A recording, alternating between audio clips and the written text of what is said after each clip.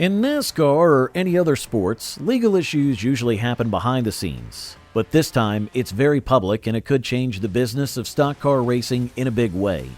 Two major NASCAR teams are currently in a difficult situation.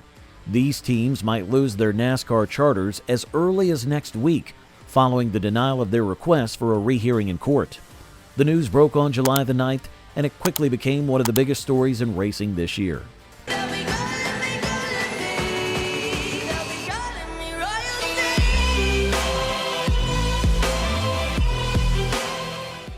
First, let's understand what a charter in NASCAR means. NASCAR introduced the charter system in 2016 to give teams a guaranteed spot in every race as long as they own a charter. There are 36 charters available, and only 40 cars can enter each race. Teams with a charter are automatically allowed to race, but teams without one, called open teams, must qualify on speed, and if there are more than 40 cars, someone gets left out. Charters are also tied to money. Teams with charters receive a bigger share of NASCAR's TV and prize money compared to open teams. Now back to the legal story. This all began in late 2023, somewhere around October or November, when 23XI Racing and Front Row Motorsports filed an antitrust lawsuit against NASCAR. The teams argued that the current charter system is unfair and limits competition. They want better financial terms and a more equitable structure for how NASCAR shares revenue. This has led to a long and bitter legal battle that has lasted for more than 8 months now. The latest update came when the Fourth Circuit Court of Appeals denied their request for a rehearing. This denial relates to a prior ruling in favor of NASCAR, which allowed NASCAR to reverse a previous injunction that had temporarily protected the teams from losing their charters. Now, with that protection removed and the appeal denied, both 23XI and Front Row Motorsports could officially lose their charters starting with a race at Dover Motor Speedway, which is scheduled about a week and a half from the announcement. That doesn't mean they're kicked out of NASCAR. What it means is that they may be forced to compete as open teams starting at Dover. That would be a huge shift for both teams. 23XI Racing is one of the most high-profile organizations in NASCAR, thanks to its ownership by global icon Michael Jordan and active Cup driver Denny Hamlin. The team fields fast cars, including those driven by Tyler Reddick and Bubba Wallace. Front Row Motorsports, on the other hand, has been a mid-pack team for many years, but still important to the ecosystem of NASCAR. If these two teams become open teams, two major consequences follow. First, they'll lose charter-based revenue. This could be worth millions of dollars per season, since chartered teams get a cut of the broadcasting revenue, race purses, and more. Losing that money could seriously hurt operations, budgets, and staff. Secondly, they would have to qualify for each race on speed just like the old days.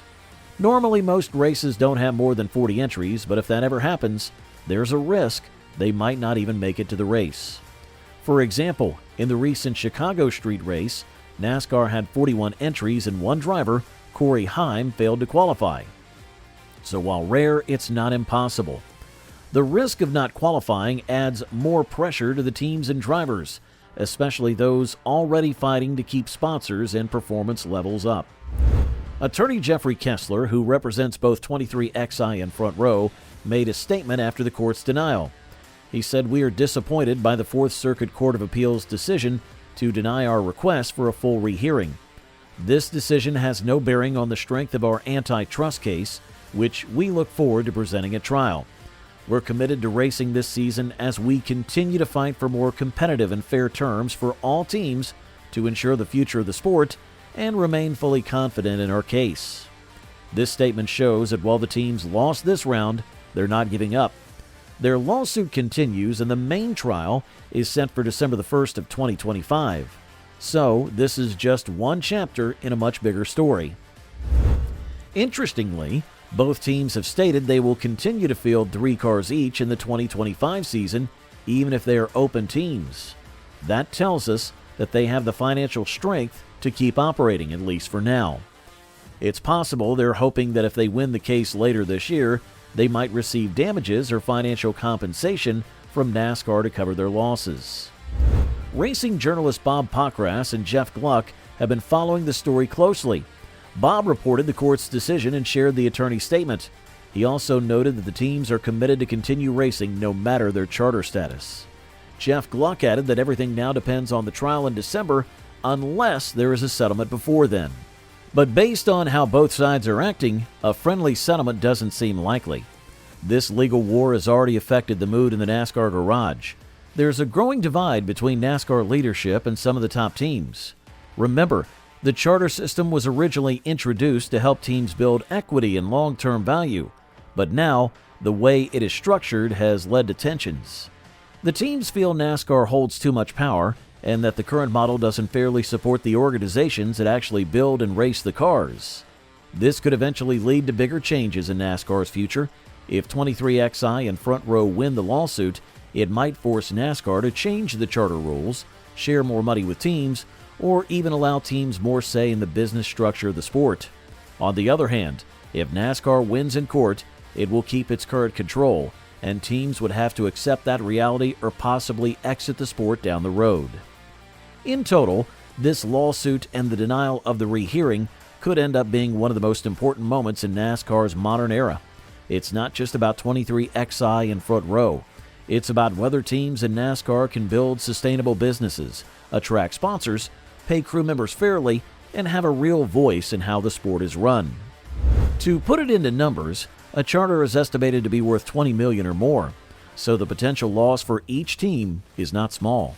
Multiply that by 2 or 3 cars per team, and the financial impact grows even bigger. That's why the court's decision to deny a rehearing is such a big deal. Over the next few weeks, fans will still see these teams on track. For example, 23XI Racing will still show up at Sonoma Raceway this weekend, and Dover Motor Speedway the week after. But behind the scenes, lawyers, owners, and NASCAR executives are preparing for what might be the biggest trial in NASCAR history on December the 1st. Some NASCAR fans and insiders like Richard Childress and Rick Hendrick admitted they felt pressured to sign the deal. These are two of the most powerful names in the sport. If even they were hesitant, that says a lot. According to reports, several teams didn't fully agree with the new contract but signed it anyways because they didn't want to risk losing money or their position in the sport. Another important point is the return on investment, or ROI. Several fans and even team representatives have hinted that this fight is not just about control, but also about fairness. When teams invest millions of dollars into cars, drivers, and crews, they want a fair share of the earnings. If NASCAR and the tracks are making most of the money, teams feel like they're doing the hard work for little reward. So when 23XI and Front Row push back, they're doing it not only for themselves, but for the future health of all race teams. This may explain why deep down, many of the teams that signed the deal still secretly support 23XI and Front Row. If those two teams succeed, they may pave the way for more fair negotiations next time. As always, don't hesitate to comment down your thoughts on this situation. And while you're down there, make sure to hit that subscribe button for more upcoming uploads.